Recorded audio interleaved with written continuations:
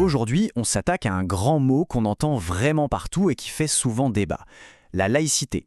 Mais au fond, c'est quoi exactement? Eh bien, on va décortiquer ça ensemble, un peu comme si on ouvrait un mode d'emploi pour mieux vivre ensemble. La laïcité, ce n'est pas juste un concept abstrait dans un livre. Non, c'est un principe qui a des conséquences très concrètes dans notre vie de tous les jours. Alors, comment ça marche en pratique? Comment on passe de l'idée à la réalité? C'est la question à laquelle on va tenter de répondre. Et pour bien comprendre le mécanisme, il faut s'intéresser à un personnage absolument central, le juge administratif. C'est lui qui est au cœur du jeu. Son rôle, c'est d'être une sorte d'arbitre, un équilibriste en fait. Il doit constamment peser le pour et le contre pour trouver la solution la plus juste. Alors qu'est-ce qui met sur sa balance ce juge? Trois grands principes. Le premier, c'est la neutralité de l'État. L'État ne doit favoriser aucune religion. Le deuxième, c'est la liberté de chacun. Tout le monde est libre de croire ou de ne pas croire. Et le troisième, c'est l'ordre public. En gros, s'assurer que la société fonctionne bien et que tout le monde vit en sécurité. Tout l'enjeu, c'est de faire tenir ces trois piliers en équilibre. Pour s'y retrouver, voilà notre programme. On va d'abord parler de l'État et de l'argent, ensuite on regardera les règles qui s'appliquent à ceux qui travaillent pour le service public, puis on se penchera sur la liberté de chaque citoyen, et enfin on verra des cas un peu plus complexes où cet équilibre est mis à rude épreuve. Allez, on plonge dans le premier sujet, le financement. Est-ce que l'État a le droit de donner de l'argent public pour des projets qui ont un lien avec la religion? C'est une question qui revient tout le temps. Bon, la loi de 1905, qui est un peu la Bible sur le sujet, elle est très claire là-dessus. La République ne finance aucun culte. Point. Ça, c'est la base. Mais bien sûr, la vie est plus compliquée que ça. Du coup, les juges ont dû trouver des solutions. Ils ont créé une notion hyper importante, l'exception pour intérêt général. C'est-à-dire quand le projet, au final, bénéficie à tout le monde. Prenons des exemples concrets, c'est plus simple. Est-ce qu'une mairie peut financer un ascenseur pour une basilique? La réponse est oui, si cet ascenseur sert aussi aux touristes, et donc à l'économie locale. Ça devient de l'intérêt général. Pareil pour financer des travaux dans un abattoir pour des rites religieux. C'est possible si ça répond à un enjeu de santé publique pour tous. À chaque fois, la question que le juge se pose c'est, est-ce que ça sert avant tout la religion, ou est-ce que ça sert l'intérêt de la collectivité? Et puis, il y a l'exemple que tout le monde connaît, les crèches de Noël. Alors, on a le droit ou pas d'en installer dans les lieux publics? Eh bien, le juge nous dit, ça dépend où. Dans le hall d'une mairie, qui est vraiment le symbole de la neutralité de l'État, la règle c'est non. Par contre, sur un marché de Noël, au milieu des illuminations et des sapins, dans une ambiance culturelle et festive, là ça passe. Comme quoi, le contexte et le lieu, ça change tout. Ok, on passe à notre deuxième partie. On laisse de côté l'argent pour s'intéresser aux personnes, celles qui travaillent pour le service public.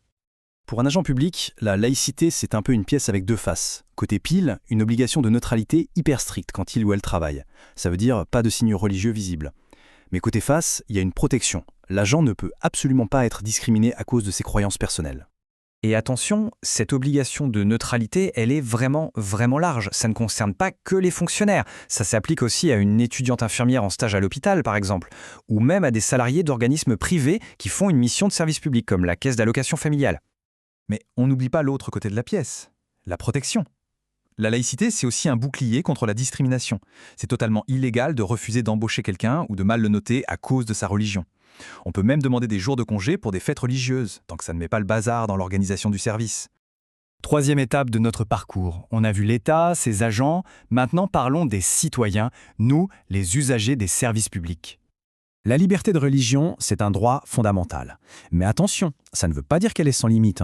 Parfois, on peut la restreindre pour des raisons d'ordre public. Et pour savoir si une restriction est juste ou pas, le juge a une méthode bien précise. Une sorte de checklist en 3 points. Ça s'appelle le contrôle de proportionnalité. Alors, ce contrôle de proportionnalité, qu'est-ce que c'est? En fait, c'est assez simple. Le juge se pose 3 questions. 1. Est-ce que cette interdiction est vraiment nécessaire? 2. Est-ce qu'elle est adaptée au but recherché? Et 3. Est-ce qu'elle n'est pas excessive? Est-ce que le remède n'est pas pire que le mal?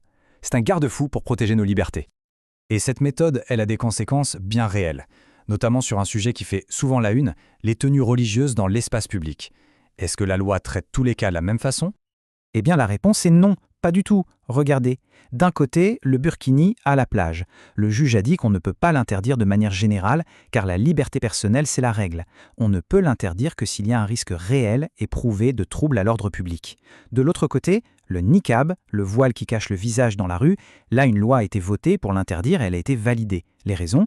La sécurité publique et une notion plus large qu'on appelle le vivre ensemble. Vous voyez, 2 cas, 2 raisonnements juridiques bien différents. Et les règles varient aussi beaucoup selon les lieux. À l'école, au collège, au lycée, la loi de 2004 interdit les signes religieux ostensibles, c'est-à-dire ceux qui se voient beaucoup. À la cantine, il n'y a pas d'obligation légale de servir des menus spéciaux, mais rien n'interdit de proposer une alternative pour que tous les enfants puissent manger.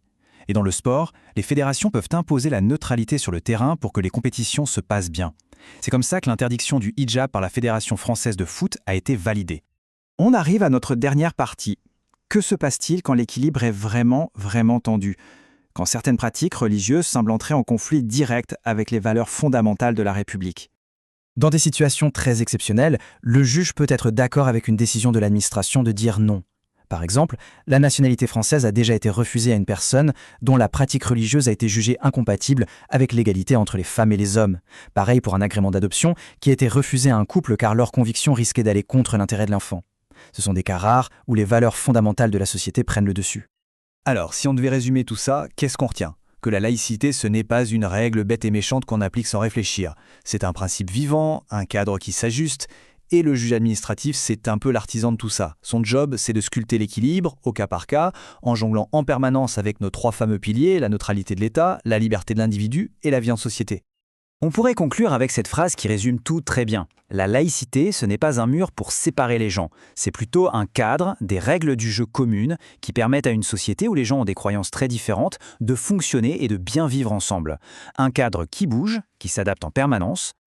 Et on va se quitter sur une question ouverte.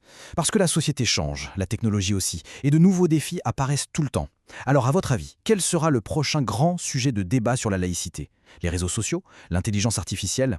Le débat est loin d'être terminé. Merci d'avoir suivi.